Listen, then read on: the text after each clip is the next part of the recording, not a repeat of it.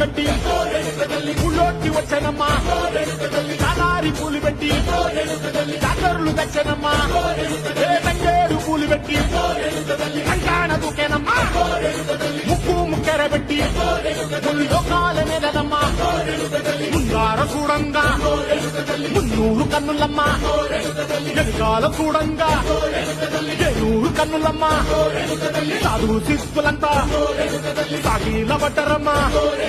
మహారాజు రాజులంతా మొగారిల్లిరమ్మా కోరిక కోరంగా